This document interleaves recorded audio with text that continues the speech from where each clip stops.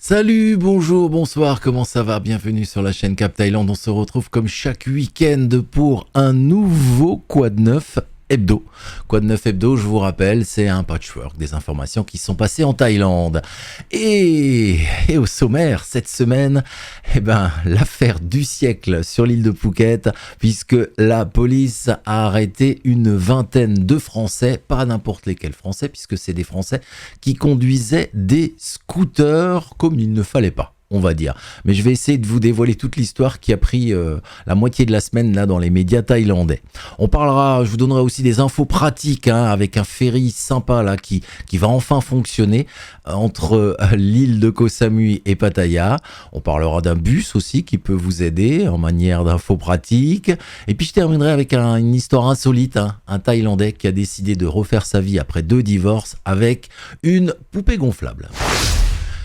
Mais commençons par l'affaire qui tient en haleine les médias thaïlandais en ce moment, c'est l'arrestation sur l'île de Phuket et plus précisément dans la ville de Patong d'une vingtaine de conducteurs de scooters français. Ça s'est passé mercredi soir et en plus ça a été filmé et diffusé sur les réseaux sociaux. Alors je vous dis pas, ça a provoqué un petit peu quand même l'indignation, notamment des habitants et des résidents de Phuket. En fait, tout est parti d'une plainte de résidents, donc de Thaïlandais, qui sont plaints à la police que des conducteurs de scooters se promenaient en fait en horde, c'est-à-dire en convoi, ou je sais pas comment on pourrait appeler ça, en convoi, avec leur scooter pour l'appeler la plupart des gros scooters de location, des gros cubes, ce qui dérangeait les résidents, c'est qu'ils disaient que ça constituait une menace pour la sécurité des personnes et une nuisance au niveau du bruit. Alors, la police, du coup, est intervenue. Elle a arrêté une vingtaine de Français qui conduisaient ces scooters et ils ont été emmenés au poste. On n'a pas d'infos précises pour savoir s'ils ont une amende, pas d'amende, rien du tout. On ne sait pas du tout. Pour l'instant, on n'a pas de réponse à ce niveau-là.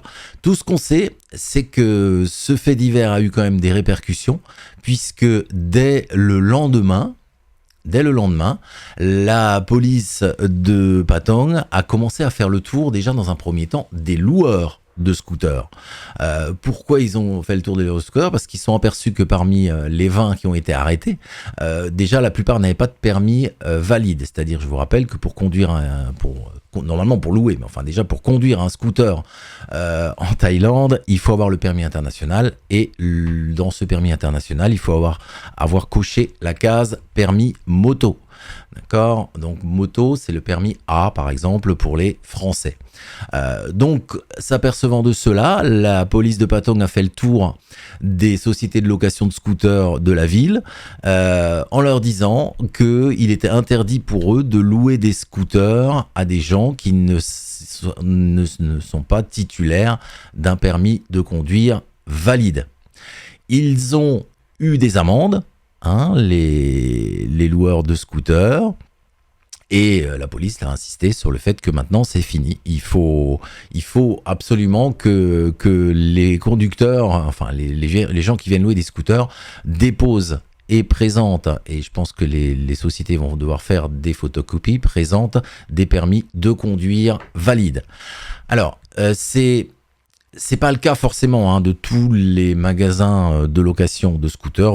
Si vous allez peut-être déjà en Thaïlande plusieurs fois, vous êtes allé, vous avez loué des scooters, vous voyez, il y en a qui demandent et qui photocopient les permis. Après, il y en a d'autres qui le demandent pas. C'est un peu comme ça aussi la Thaïlande. Pour terminer, toujours le jeudi, donc le lendemain de l'arrestation des Français, la police le soir, donc jeudi soir, entre 19h30 et 22h30, a fait aussi un barrage, et ils ont arrêté 39 conducteurs étrangers qui ne portaient pas le casque. Donc eux, ils ont dû avoir des amendes. 44 conducteurs de scooters étrangers qui n'avaient pas de permis de conduire valide, et 8 qui ont grillé des feux rouges. Donc je vous dis pas, c'était ils ont bien fait de faire leur barrage ce soir-là, les policiers. Est-ce qu'ils vont en faire d'autres? je pense, parce qu'il s'arrête pas là, puisque vendredi, donc ce vendredi, la police de Patong et la police touristique de Phuket a rencontré même le chef du consulat de France. Alors, pour aborder la question, bien sûr, des conducteurs français là, qui ont causé des nuisances publiques et qui ont été arrêtés, mais surtout, le consul de France, donc installé à Phuket, a reçu une lettre de la police de Patong qui demandait au consulat d'informer les touristes français visitant Phuket et même le reste de la Thaïlande sur le code de la route et l'exigence d'un permis de conduire valide.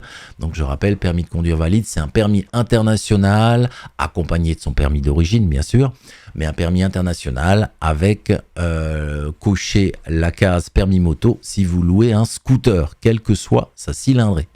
Le chef du consul a promis de transmettre la lettre à l'ambassade de France en Thaïlande et a dit qu'il allait demander une meilleure communication de ces règles et règlements aux touristes français. Qu'est-ce que va donner tout ça ? On verra à l'avenir. Est-ce que cette série d'articles va s'essouffler? On parlera peut-être un petit peu moins, pas de bonne manière, des Français actuellement en Thaïlande. Ça serait la meilleure des choses à venir. Allez, on change complètement de sujet avec une info pratique et même sympathique. En tout cas, c'est moi qui le pense, c'est que mon avis, et même sympathique. C'est Sea Horse Ferry qui relance la route de Koh Samui vers Pattaya ou de Pattaya vers Koh Samui, donc en ferry. Alors, ça avait démarré au mois d'octobre dernier, mais très vite, ça avait été suspendu. Je pense que il n'y avait pas encore énormément de touristes, donc ça avait peut-être un peu de mal à fonctionner et à être rentable. Mais là, ça repart le 16 février. Et ça permet donc de vous faire le trajet entre Koh Samui et la région de Pattaya en 12 heures de ferry. C'est un vrai ferry, c'est-à-dire qu'on peut y aller éventuellement avec sa voiture ou son scooter. On peut aussi y aller juste dans une cabine comme ça à pied. Donc les départs sont prévus à 17h depuis Pattaya et à 16h depuis Koh Samui, et c'est une destination hebdomadaire, parce qu'on a même les dates. Voilà, pour février par exemple, il y a un départ le 16 février depuis Sataïp, pardon, oui, je précise. On va rester très précis parce que toute la communication de ce patron de ferry, c'est autour de Pattaya, mais en fait le ferry part de Sataïp, donc c'est un peu plus au sud de Pattaya, et va à Koh Samui. Donc le 16 février et 23 février, c'est des départs depuis Sataïp Pattaya, et Koh Samui, donc c'est les 19 et 26 février. Voilà, donc c'est vraiment hebdomadaire. On a aussi les horaires, je vous les mets rapidement à l'écran pour les dates pour le mois de mars.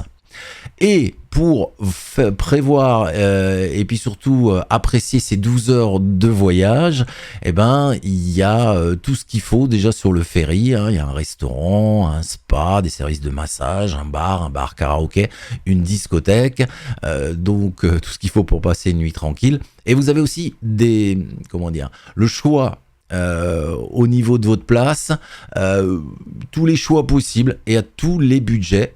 Alors le moins cher que j'ai trouvé sur la page Facebook de ce ferry, c'est un siège standard. Bon, ça ressemble à un transport en avion, à 2500 bahts de transport.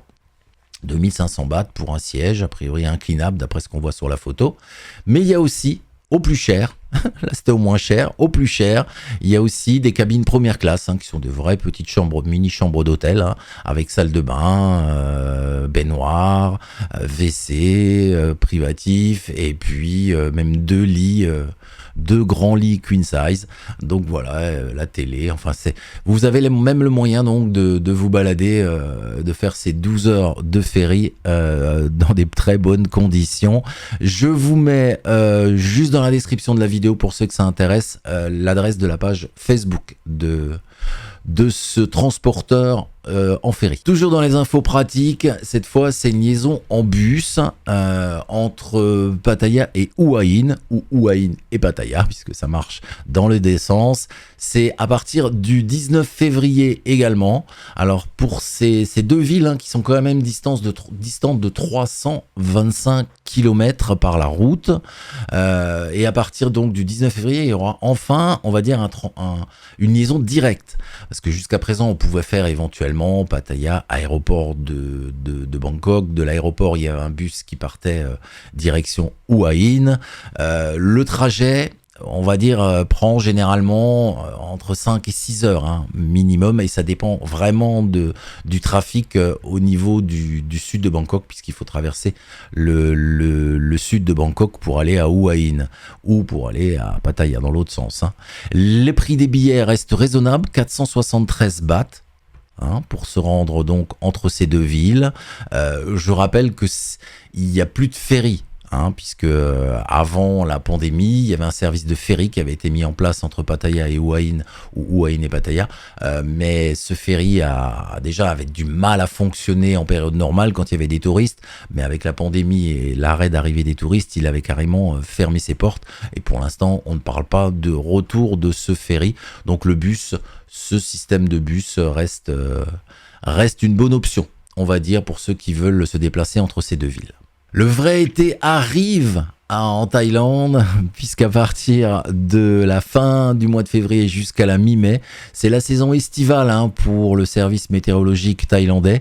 Et d'ailleurs, le service météo en Thaïlande qui a averti que certaines provinces du pays pourraient connaître une chaleur extrême pendant cette période chaude de la Thaïlande, puisque les températures, pour le service météo, pourraient atteindre jusqu'à 45 degrés Celsius.